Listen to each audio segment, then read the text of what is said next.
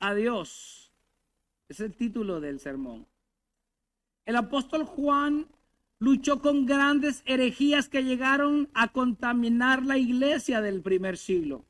Algunos negaban la encarnación del Hijo de Dios, otros pretendían tener una iluminación superior al del cristiano promedio. Y otro grupo eran los anticristos, esos apóstatas que un día estuvieron en medio, pero salieron como evidencia que nunca le pertenecieron a Dios. Sin embargo, Juan se enfrentaba a otro grupo más peligroso, uno que no provenía de fuentes externas, sino que uno que provenía del mismo corazón de la iglesia. O sea, creyentes que profesaban amar a Dios mientras estaban odiando a sus hermanos. Este es un problema grave para la iglesia. El apóstol Juan necesitaba con urgencia darle a la iglesia un criterio claro y bíblico sobre las implicaciones que conlleva amar verdaderamente a Dios. Y hoy aprenderemos que amar a Dios es posible cuando ese amor emana de la fuente correcta, es consistente con lo que se dice, es probado con lo que se hace y se está dispuesto a cumplir. Ese es el verdadero criterio del amor hacia Dios. Así que vamos a ir de lleno al sermón. Verso 19, dice su palabra. Si usted quiere, puede mantener su Biblia abierta en el en el cuarto capítulo del primer libro de Juan. Y vamos a estar leyendo verso por verso, palabra por palabra, del verso 19 al 21. Dice su palabra el verso 19. Nosotros amamos porque Él nos amó primero. El causal del amor es nuestro primer punto. Lo primero es lo primero, hermanos. Amas porque eres hijo y eres hijo porque amas. Así funciona la ecuación. Los hijos de Dios aman. El apóstol Juan se incluyó en esta lista. Dice, nosotros amamos porque Él nos amó primero.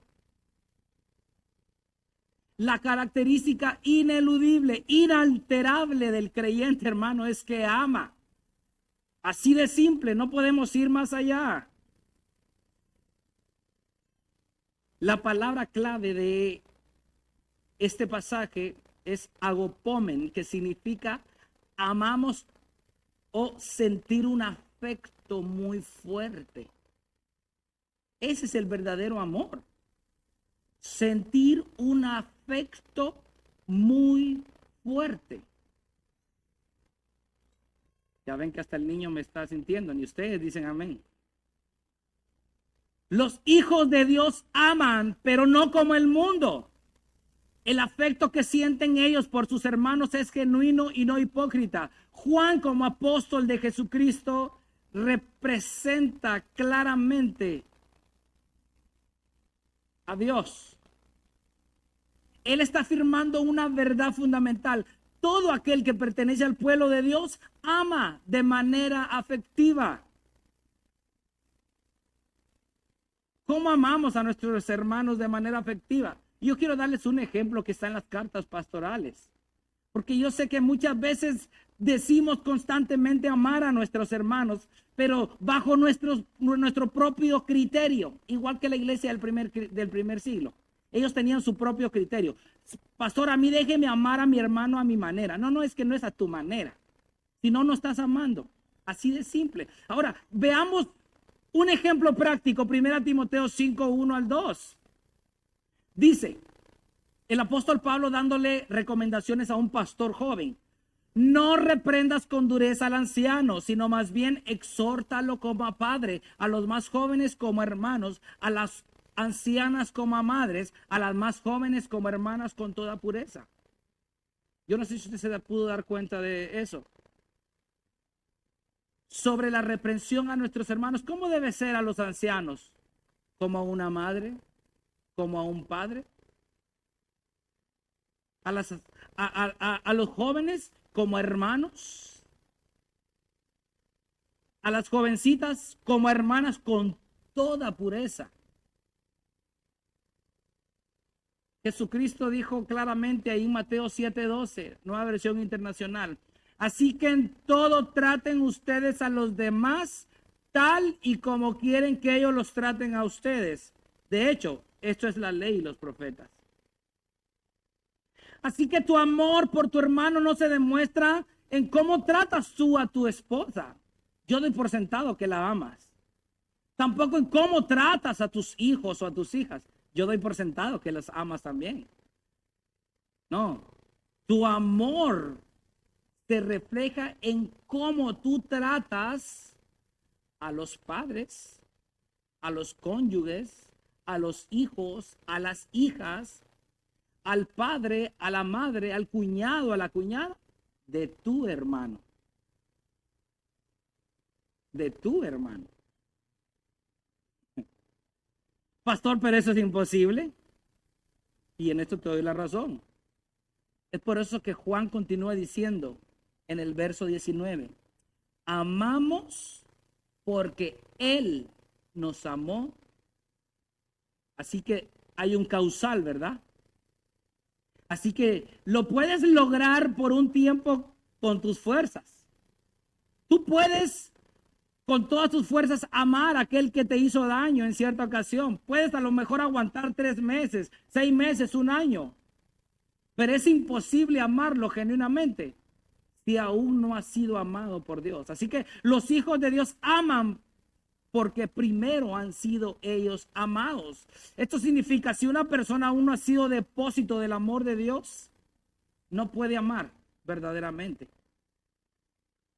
El amor de Dios que radica en los creyentes proviene del Espíritu Santo. No proviene del corazón.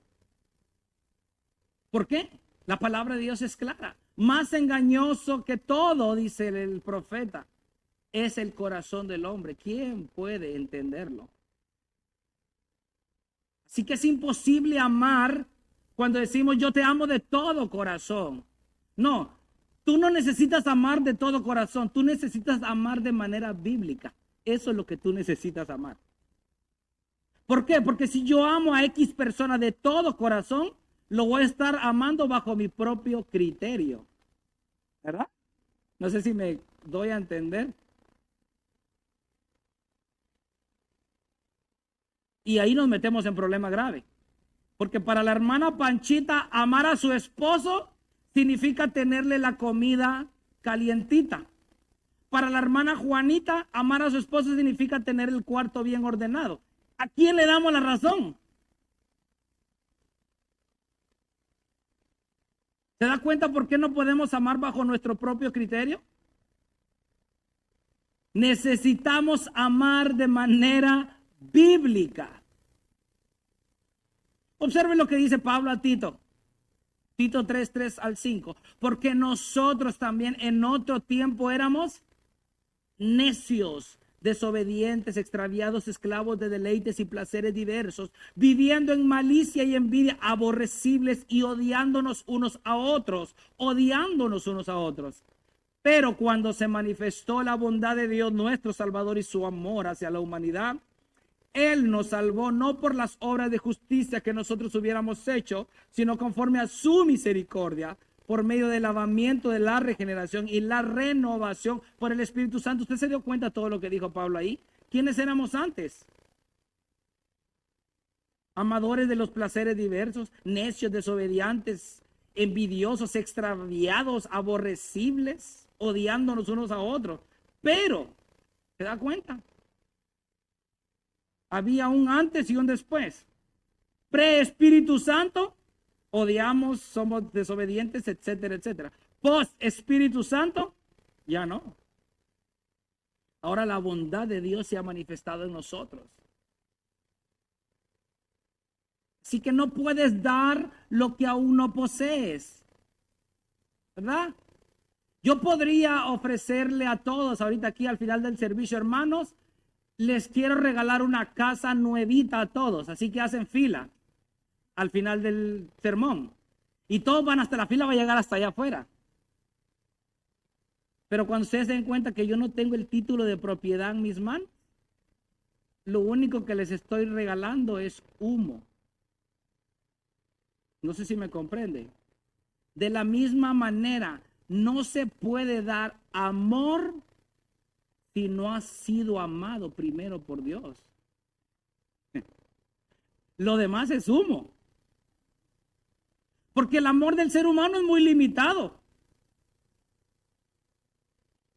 Prometo amarte, servirte, cuidarte en la abundancia, en la escasez, en la enfermedad, en la salud, en la pobreza, en la riqueza, hasta que la muerte nos separe.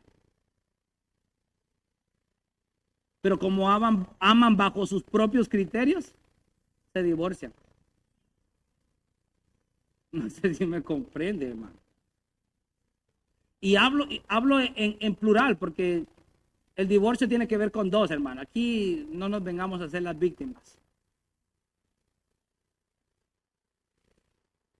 Ahí está el abogado del esposo. Es que ella es aquí, ella es allá, ella aquí, y ahí está la lista. Y ahí está el abogado de la esposa. No, es que viera que él, ¿te dan cuenta? Los dos culpables. Eso es cuando se ama bajo nuestro propio criterio. Te amo mientras tú me des lo que yo necesito. Cuando ya no me des lo que yo necesito, ya no me sirves. Vete. ¿Eso es amor?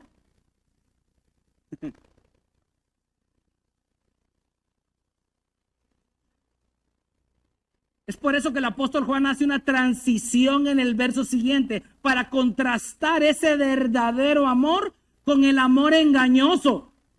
Y esto nos lleva a nuestro segundo punto, verso 20, primera parte del verso 20. Dice, si alguien dice, yo amo a Dios, pero aborrece a su hermano, es un mentiroso. Esto es serio, hermanos. Esto es muy serio, hermanos, en serio. Y yo quiero que usted ponga mucha atención a lo que estamos por decir hoy acá. Pero es que esto es sumamente serio. Hermanos, es que hablar es fácil. Demostrar es lo complicado. Así que nuestro segundo punto es la inconsistencia del amor verdadero, entre comillas. Lo pusimos entre comillas. La inconsistencia del amor verdadero. ¿Cuál es esa inconsistencia? Afirmar amar a Dios. Bueno, vamos a ver qué quiere decir Juan con afirmar amar a Dios. El que dice que ama a Dios.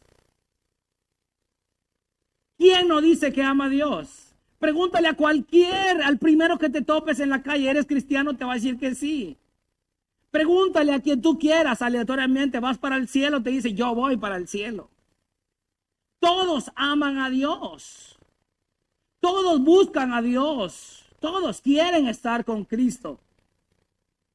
El problema está que aquí dice que ellos afirman amar a Dios. El que dice amar a Dios. Pero como dice el dicho, ¿verdad? Del dicho al hecho hay mucho trecho, ¿verdad? Dice Mateo 15:8, este pueblo con labios me honra, pero su corazón, ahí está el asunto, hermanos. En esto se resume la inconsistencia de aquellos que dicen amar a Dios. De su boca sale todo tipo de palabras. Conocen terminología teológica, se conocen los 66 libros de la Biblia, conocen mucho de doctrina, pero reitero, del dicho al hecho hay mucho trecho. Así que Juan deja en evidencia ese amor corrupto. Ellos dicen amar, de manera que el amor hacia Dios que ellos profesan con sus labios no es el problema. O sea que el problema no es simplemente decir yo amo a Dios. El problema es lo segundo que dice Juan. Si alguien dice yo amo a Dios, pero aborrece a su hermano, es un mentiroso. Así que la inconsistencia radica en primero declarar que amas a Dios, pero en tus acciones estás demostrando que odias a tu hermano. Eso no es amar a Dios. Ese era el grave problema por el cual el apóstol Juan estaba luchando con la iglesia del primer siglo. El apóstol Juan ya venía demostrándole a la iglesia ese tipo de personas, esas que dicen ser, pero no lo son. Como dijo Jesús, estos que ponen cargas que ellos no pueden levantar con un dedo. Estos que dicen, pero no hacen. Ese es el problema, hermanos. Por lo menos el apóstata se va y va a esparcir su veneno a donde lo reciban. Pero este no, este está aquí adentro. Y constantemente dice, yo soy de Cristo, yo amo a Dios.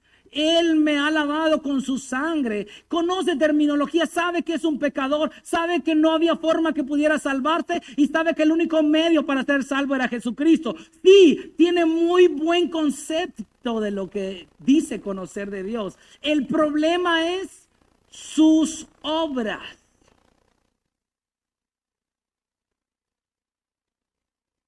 Muchos piensan que odiar a su hermano es realmente desear que estuviera muerto, y en efecto lo es. Pero el apóstol Juan viene haciendo mención de este tipo de personas que dicen ser algo, pero no lo son. Así que en el contexto vamos a ver unas cuantas directrices del por qué estas personas dicen amar a Dios, pero a la misma vez odian a su hermano. Así que, ¿por qué cree usted que esa persona odia a su hermano? El contexto del capítulo 4 nos va a hablar, no solamente el capítulo, sino los capítulos anteriores. Así que esta persona odia, número 1, porque anda en tinieblas. Observe lo que dice 1 Juan 1, 6 al 7. Si decimos, ahí está, el que dice ser y no es nada. Si decimos que tenemos comunión con él, pero andamos en tinieblas, mentimos y no practicamos la verdad. Pero si andamos en la luz como él está en la luz, tenemos comunión los unos con nosotros y la sangre de Jesús su Hijo nos limpia de todo pecado. ¿Se da cuenta por qué odia? Porque anda en tinieblas. La falta de comunión con sus hermanos es la evidencia más clara que demuestra que aún está en tinieblas.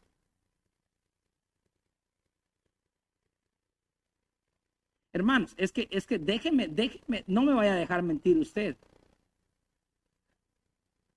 Pero es que nosotros realmente demostramos quiénes somos en los momentos más íntimos, ¿o no? Allá está aquel que dice, ay no, yo soy bien malcriado. No, mejor no me reúno con los hermanos porque en una de esas se me va a salir y mejor alejadito.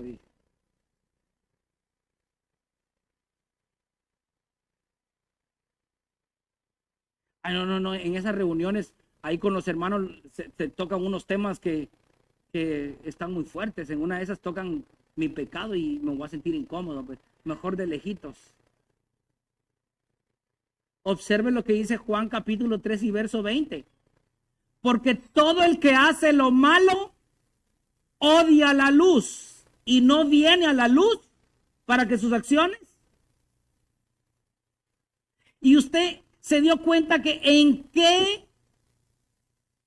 ¿con qué comparó el apóstol Juan la luz en el verso 7? Regresemos al verso anterior, al capítulo anterior. 1 Juan 1:7 dice, pero si andamos en la luz como él está en luz, ¿qué dice?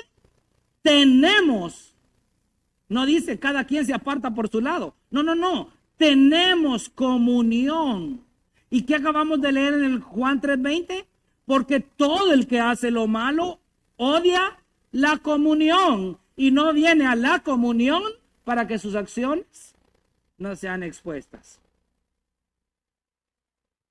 Así que el que odia a su hermano lo demuestra no necesariamente deseando que no exista, simplemente se aparta.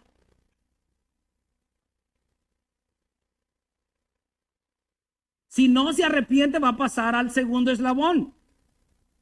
Odia porque no se arrepiente y permanece en tinieblas. O sea, escucha el mensaje, escucha el consejo, reconoce que está cometiendo pecado, le da igual y sigue su vida. Bueno, entonces va a caer al segundo escalón. Odia porque permanece en tinieblas. Y observe lo que dice 1 Juan 2, 9 al 10. El que dice que está en luz, nuevamente, comunión, y aborrece a su hermano, está aún Y el que ama a su hermano permanece en luz y no hay causa de tropiezo en él. Ahí está. ¿Se dio cuenta? Estar en luz dice que no hay causa de tropiezo en él. Eso es obvio, hermanos. Investigué cuál era el lugar más oscuro de la tierra. Resulta que son las cuevas de Crubera, Verona. Dice que al estar aisladas por toneladas de roca sólida, los fotones de la superficie no pueden rebotar ni filtrarse. De manera que la oscuridad ahí es tan perfecta que los ojos humanos, por más que se adapten, no pueden ver. ¿Y qué creen? Que en ese lugar extremadamente oscuro viven animales. Ahora, ¿sabe cuál es lo tremendo de esos animalitos?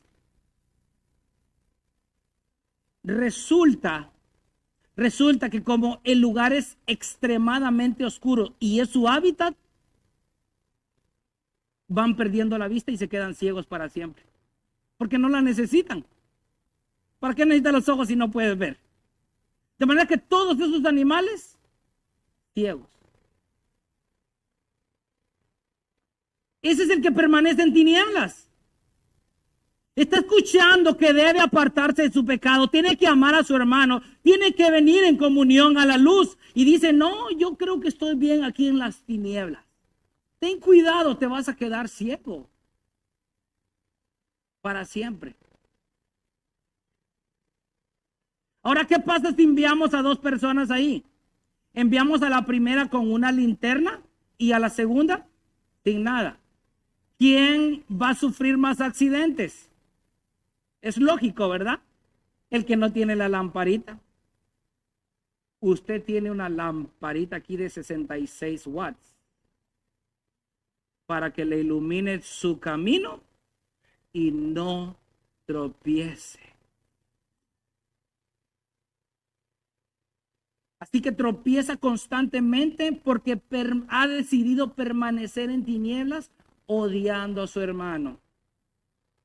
Y pastor, ¿y qué pasa si ya se volvió ciego? Ahí cae en el tercer eslabón, que es peor. Odia porque no tiene vida eterna permanente en él. Primera Juan 3:15. Todo el que aborrece a su hermano es un asesino, y ustedes saben que ningún asesino tiene vida eterna permanente en él. Así que la ecuación es simple. El que ama a su hermano está permaneciendo en Dios, por ende permanece en luz cuando tiene comunión con ellos. El que odia a su hermano permanece en tinieblas y no hay vida eterna permanente en él. En pocas palabras, es como estar acarreando a un muerto, ¿verdad? Ustedes saben lo que eso implica, ¿verdad? Imagínense que todos nosotros nos vamos de vacaciones y vamos a visitar esa cueva que les acabo de mencionar. Y lamentablemente se nos muere uno ahí en ese lugar. ¿Usted sabe el problema que eso implica? Tenemos que cargarlo. Tenemos que apresurarlo. Que ahora te toca a ti. Ya llevo tres días cargándolo y ya no aguanto. Ayudemos, llevémoslo entre 4. Eso es lo que pasa con el muerto. Hay que estarlo jalando. Venga, hermano, venga a la oración, venga, estudiemos las escrituras, venga, congréguese. Hay que jalarlo, compita. Está muerto. Es un problema. Pero confiamos que Dios puede dar vida. Amén. Él es el único que puede dar vida. Así que no nos cansemos, hermanos, de jalar a los muertitos.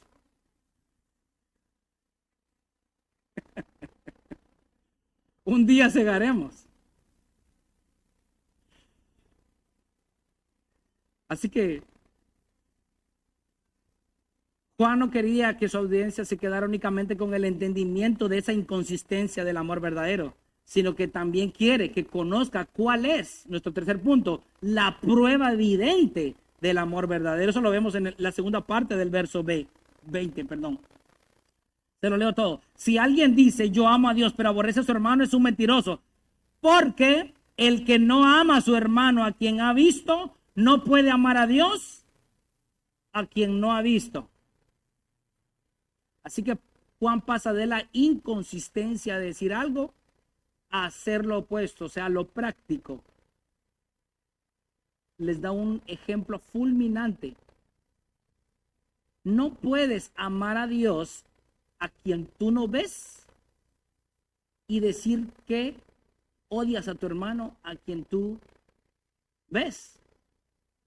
Eso es una imposibilidad. ¿Qué es una imposibilidad? Bueno, tratar de convencerles a ustedes que hoy es lunes, va que ninguno me va a creer.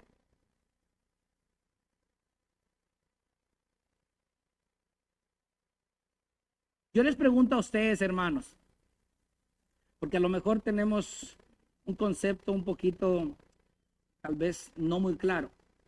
Yo les pregunto a ustedes, por favor, respóndanme si quieren con voz audible o si quieren con todo su corazón. ¿Qué es más fácil, amar a Dios o amar a tu hermano?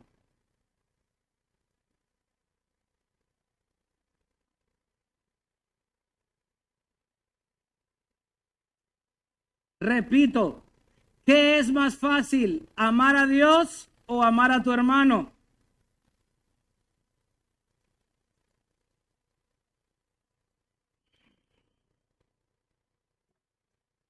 Los que respondieron que amar a Dios, yo me pregunto, ¿por qué creen que amar a Dios es más fácil?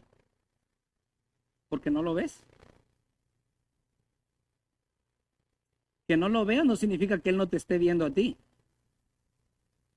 Él es omnisciente y omnipresente.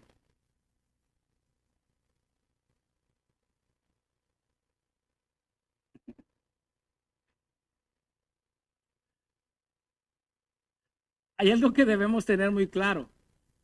Y posiblemente la audiencia del apóstol Juan no había visto tampoco al Señor Jesús. Tampoco tenían a lo mejor un recuerdo visible de Él. Por eso Juan en el capítulo 1, verso 1 les dice que lo que existía desde el principio es lo que hemos oído y lo que hemos visto. Eso anunciamos tocante al verbo de vida. Juan sabía que hay una dificultad sobre amar a Dios y a los hermanos. Y probablemente muchos cristianos de aquella época respondían igual que nosotros. Es más fácil amar a Dios que al hermano.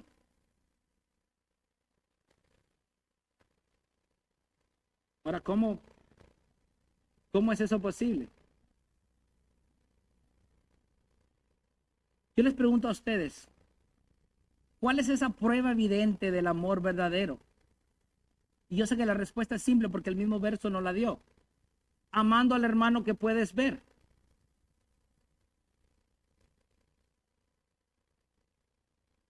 Y observe lo que dice Juan unos versos atrás del verso que acabamos de leer. Primera Juan 4:12.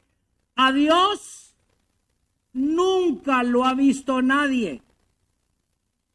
Y luego que sigue diciendo, si nos amamos unos a otros, Dios permanece en nosotros y su amor se perfecciona en nosotros. Como que no coincide, ¿verdad? Pasa de la invisibilidad de Dios a amarnos unos a otros. ¿Qué tiene que ver eso, Juan? Como que me estás confundiendo un poco. La clave de este pasaje que acabamos de leer son los pronombres personales, nos y nosotros. Juan relaciona la invisibilidad de Dios con la relación mutua entre hermanos.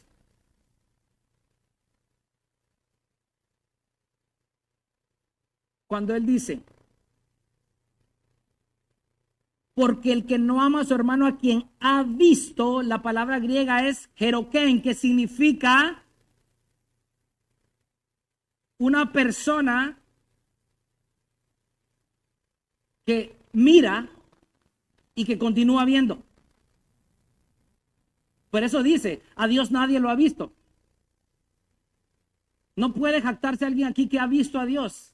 Y usted se va a asombrar de lo que estoy a punto de decirle. ¿Por qué es más difícil amar a Dios que a nuestros hermanos? Por su ontología. Dios es ontológicamente diferente a ti. ¿Qué significa eso, pastor? Ahorita te doy la respuesta.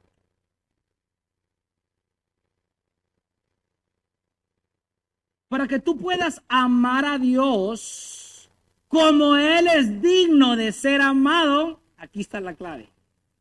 No bajo tu propio criterio. Caemos al mismo punto. Yo amo a Dios bajo mis propias reglas, pastor. Eso significa criterio. Pero es que tú no eres como Dios, ni yo soy como Dios tampoco. Así que para que podamos amar a Dios como Él es digno de ser amado, necesitamos estar en su categoría divina. Y esa categoría únicamente la cumplió el Señor Jesucristo.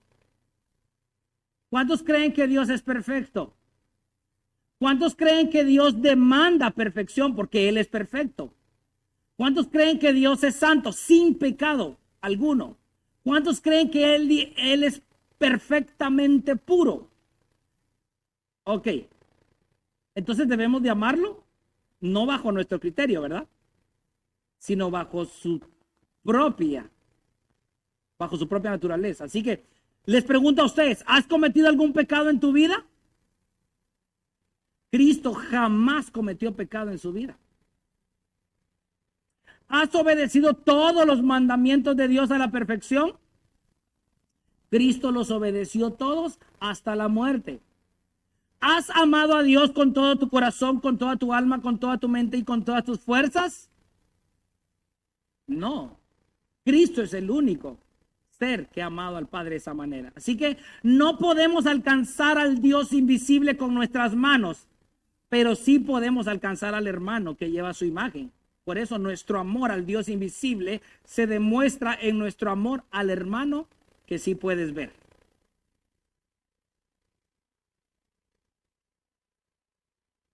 Dice Isaías 64:6. Todos nosotros somos como el inmundo y como trapo de inmundicia todas nuestras obras justas. Todos nos marchitamos como una hoja y nuestras iniquidades como el viento nos arrastran. Usted sabe que ¿con qué obra usted podría ofrecerle a Dios para impresionarlo? El mismo profeta Isaías acaba de incluirse en esa lista. Todos nosotros somos como el inmundo. Ahora, ¿por qué se incluyó Isaías ahí, hermanos? Porque era muy diplomático. Era homiléticamente correcto. Wow. No digas ellos, inclúyete para que pues no se escuche muy pesada la frase. Por lo que sucedió en Isaías 6:5, cuando él dijo, ¡ay de mí! Porque perdido estoy, pues soy hombre de labios inmundo y en medio de un pueblo de labios inmundo habito, porque mis ojos han visto al Rey. Así que les repito nuevamente, ¿qué es más fácil, amar al Dios invisible o a tu hermano que ves?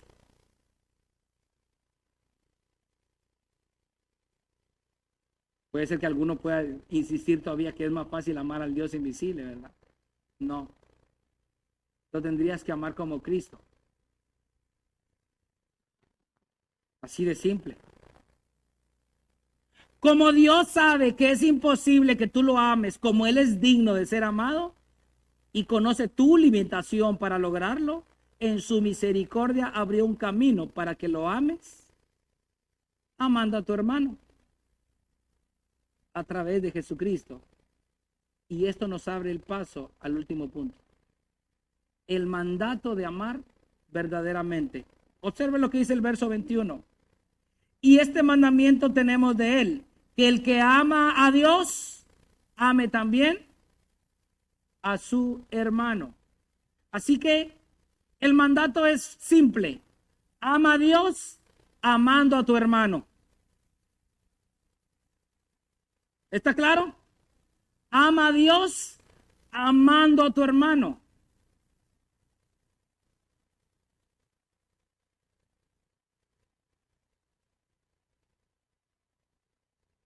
Hay familias que son muy unidas. Todos velan por todos. Qué bueno. La necesidad, la enfermedad, en todo tiempo. El problema es que solo es bajo su propio círculo. ¿Y qué hay de los demás hermanos?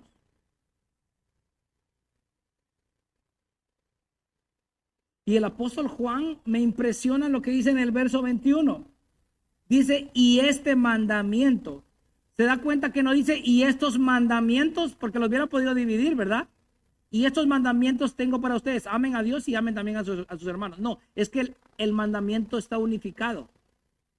Ama a Dios, amando a tu hermano.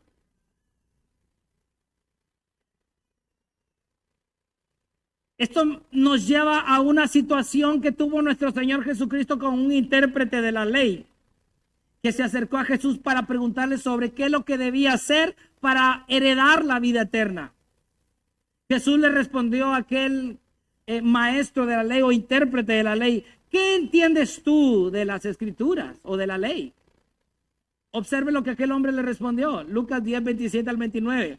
Respondiendo él dijo, amarás al Señor tu Dios con todo tu corazón, con toda tu alma y con todas tus fuerzas y con toda tu mente y a tu prójimo como a ti mismo, respondió el intérprete de la ley. Entonces, ¿qué le dijo Jesús? Has respondido correctamente, haz esto y vivirás. Pero ahí va la jactancia, ¿verdad? Pero queriendo él justificarse a sí mismo, dijo a Jesús, ¿y quién es mi prójimo?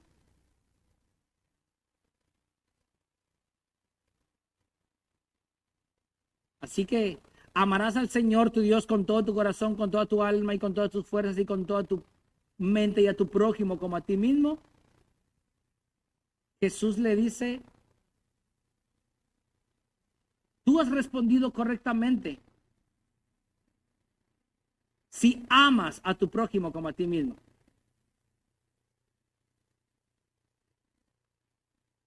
Jesucristo fue lo que hizo exactamente por nosotros.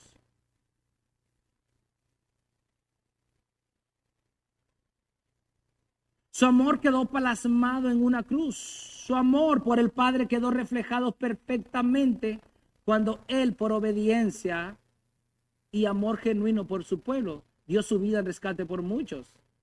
Te lo explico rápidamente. Tú estabas muerto, ¿verdad?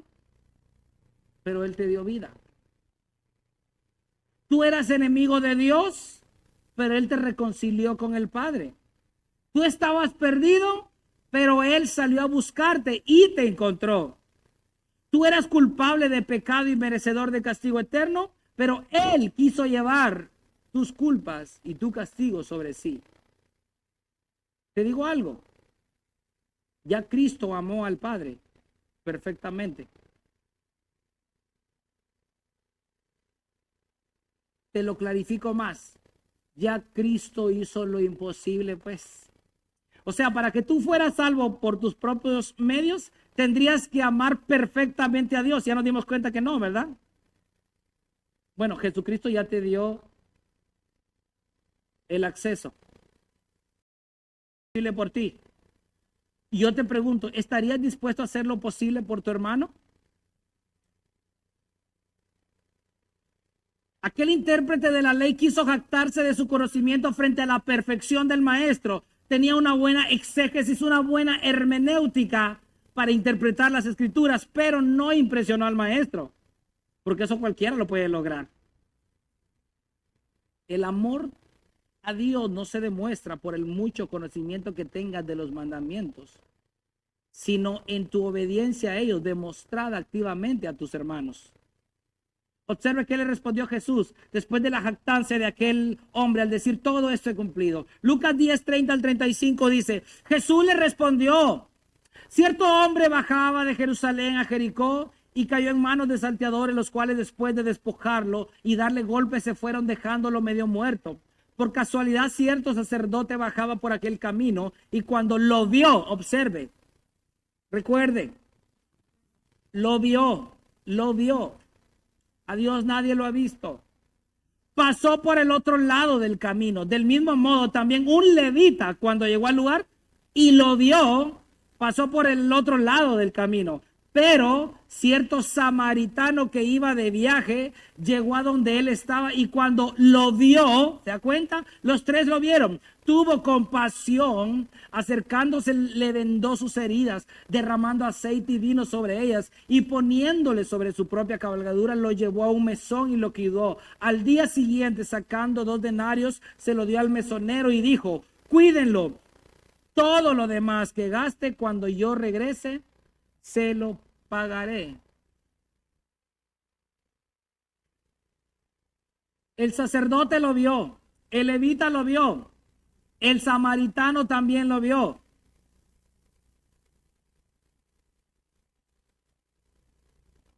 Y el sacerdote decía amar a Dios, pues era conocedor de la ley. El levita decía amar a Dios también, pues era ayudante de los sacerdotes. ¿Y el samaritano? El samaritano amó, no bajo su propio criterio, sino amó bajo los estándares divinos de Dios. Y el amor que es bajo los estándares divinos de Dios es un amor sacrificial como el de Jesucristo. ¿Usted quiere saber qué sacrificó el samaritano en la parábola de Jesús? Y así se clarifica perfectamente lo que significa amar a tu hermano bajo los criterios divinos. Número 1, el samaritano sacrificó su propia seguridad, porque dice que se acercó.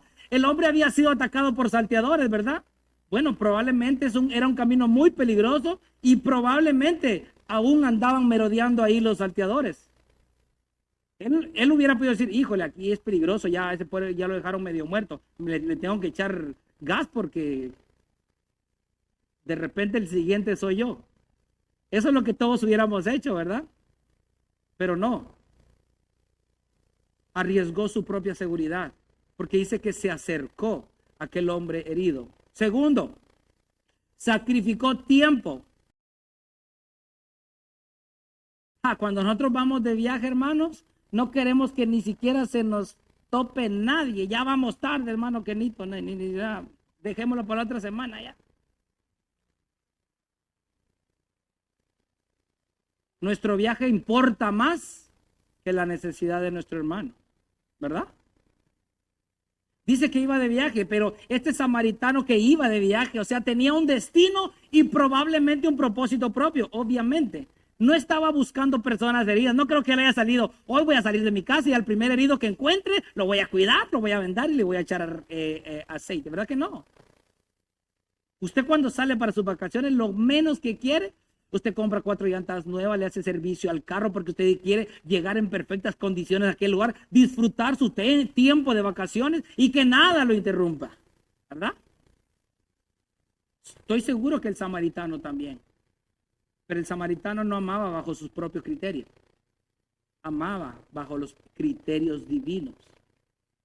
Él se detuvo. A lo mejor, imaginemos que era un viaje de 8 horas. Y era del primer siglo todavía.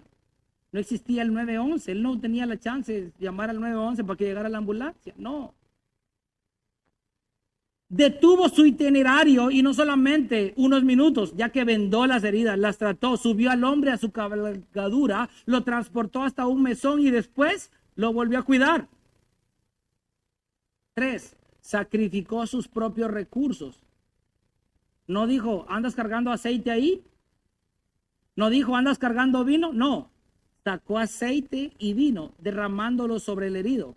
O sea que está utilizando provisiones que llevaba consigo.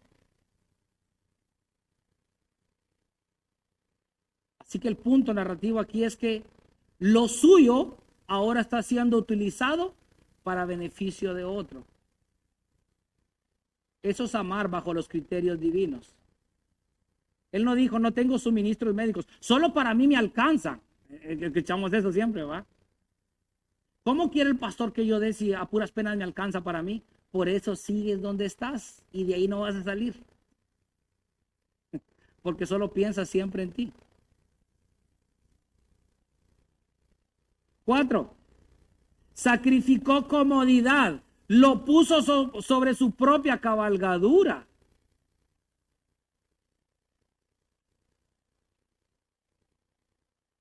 Imagínense, no solamente él iba a un destino, ahora se topó con un herido, se bajó de su cabalgadura, lo empezó a vendar, a cuidar, luego se lo echa al hombro y lo sube a su cabalgadura.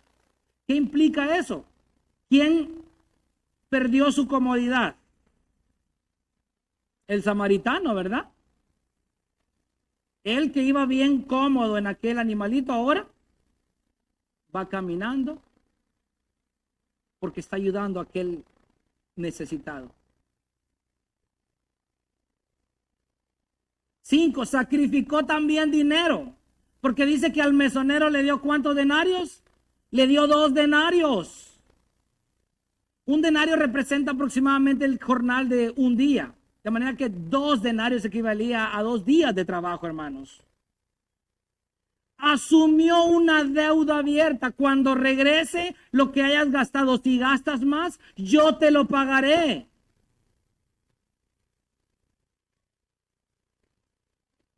No le dijo, te dejo esto y utilízalo para lo que te alcance. Te dejo esto y por si en caso hace falta más, cuando yo regrese, te lo pagaré.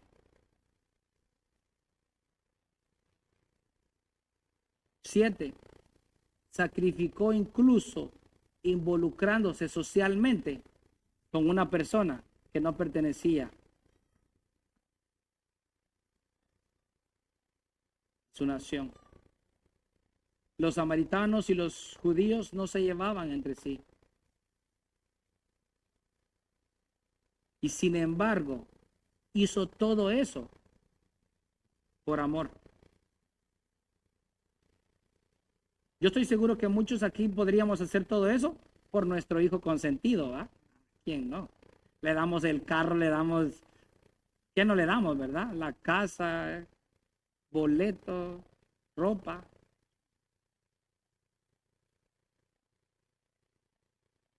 A mi niña, mi bebé, lo que tú quieras, bebé. Pero al hijo del hermano, pero a la hija del hermano. ¿Se da cuenta que siempre amamos bajo nuestros propios criterios?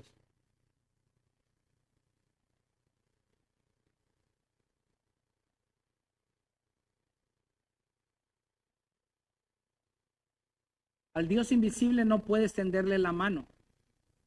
Él no necesita nada de ti. Yo sé que nos vendieron ese humo por muchos años. Ven a Cristo, Él te necesita. ¿Qué? Ahí hasta me sale el inglés a mí. ¿What? ¿Cristo? El creador de todo lo que existe. ¿Necesita este hombrecito de 1,70 m? Ni siquiera para sostener una mesa sirvo, quizás. Él me necesita a mí. Eso es porque se ha predicado todo el tiempo una teología centrada en el hombre, antropocéntrica. Cristo no juega ningún papel. Él quiere hacerte rico. Él te quiere ver poderoso. Él te quiere como el dueño a todas las naciones. Él pisa con tus pies y todo lo que pise con tus pies será tuyo.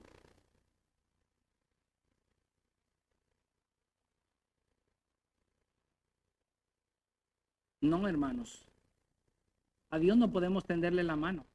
A Dios no puedes ayudarlo en una situación difícil. A Dios no puedes irlo a visitar al hospital. A Dios no te lo puedes llevar en un viaje que necesite.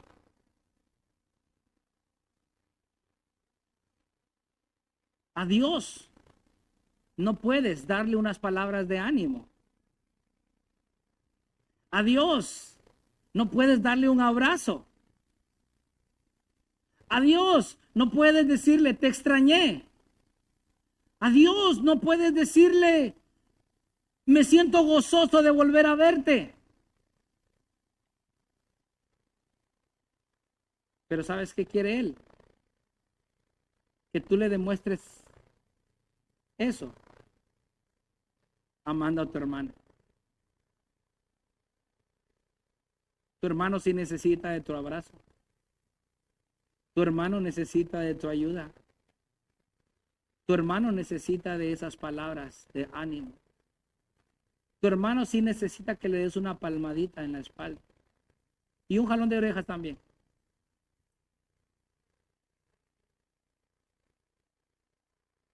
El samaritano hizo eso con un extraño. Ahora imagínate lo que él estaba dispuesto a hacer por los suyos.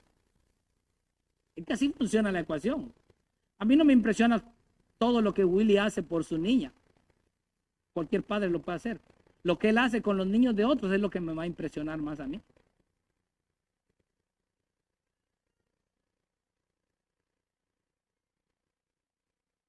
Así que el Señor Jesús le dijo a aquel hombre después de que le preguntó, ¿quién crees tú que fue su prójimo?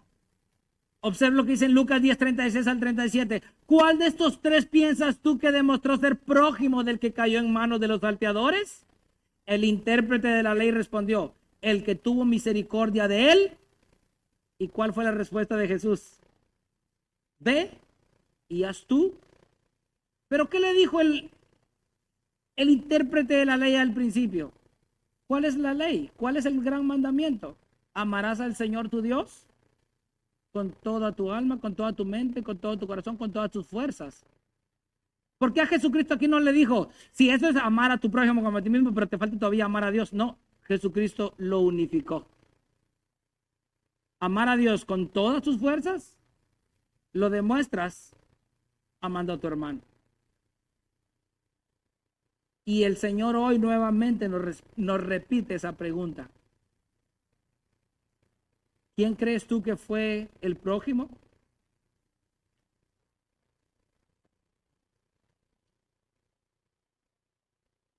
Muchos dicen amar a Dios de manera apasionada, pero solo piensan en ellos, sus necesidades, sus prioridades, su propio bienestar.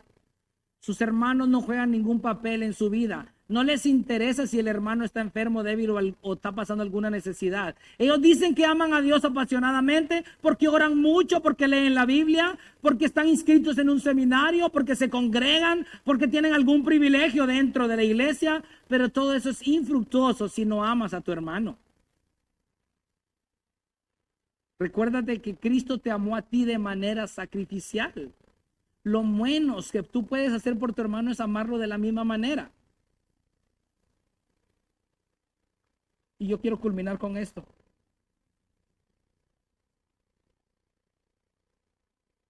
Yo sé que estoy seguro que todos los que hoy estamos acá nos vimos en el espejo antes de venirnos, ¿verdad? Aunque sea en el carro, aunque sea en la visera, pero algo veníamos ahí, asegurándonos que no viniéramos con cremita, que un pelito parado por acá. Queríamos venir presentables, ¿verdad? Así que el espejo que tú usaste es tu garantía de que tú vienes hoy bien, ¿verdad? Y no vienes todo desfasado, ¿verdad? Ok. ¿Tú quieres saber que tu relación está bien con Dios y que te ves guapo delante de Dios? ¿Que te ves hermosa como una princesa delante de Dios y un príncipe? El espejo es tu hermano. Es Él. Así se demuestra tu belleza. En la forma que le respondes cuando te ofende. En la forma cuando hablas de Él cuando no está cerca de ti. En la forma en que tú sufres cuando Él sufre. En la forma en que tú le compartes cuando Él está necesitado. En la forma en que tú lo perdonas cuando te hiere. En la forma en que tú sacrificas tu propia comodidad por el bienestar de ellos. Él es tu mejor espejo. No hay que hacernos bolas, ¿verdad, hermano? Hay gente que dice, ay, yo como quisiera amar a Dios y que como Él me ama y con todo mi corazón, pero a veces no sé cómo. Ama a tu hermano. No te hagas bolas. No necesitas meterte en el seminario ni ser un gran teólogo por excelencia. Ama a tu hermano.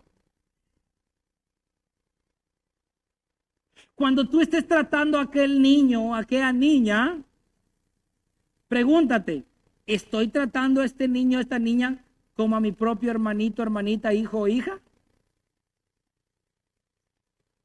Cuando tú tratas a la esposa, esposo de otra persona, ¿lo estás tratando como realmente tu propia esposa o esposo?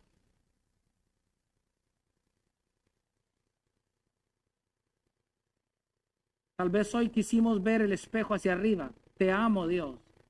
Y Dios dice, no, no me veas. Yo soy invisible. Ahí están tus hermanos. Ellos son visibles. A ellos demuéstrales que me amas. Qué paradójico, ¿verdad? Demuéstrale a tus hermanos que me amas. Nosotros podríamos decir, demuéstrame que me amas. Y Dios te dice, no, a mí me demuestras que me amas amándolas a todos ellos. Hoy el Señor te dice a ti, demuéstrame que los amas. Porque a Dios no lo puedes ver, pero a tu hermano sí. Culmino con esto. Si tu hermano fuera hoy ese espejo por el cual refleja tu amor hacia Dios, ¿qué tan bonito te vieras?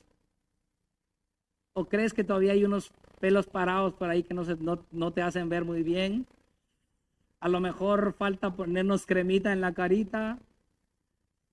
A lo mejor todavía hay unas imperfecciones en nuestra vida que necesitamos maquillarlas. Tu hermano es el mejor espejo. No veas tanto para el cielo.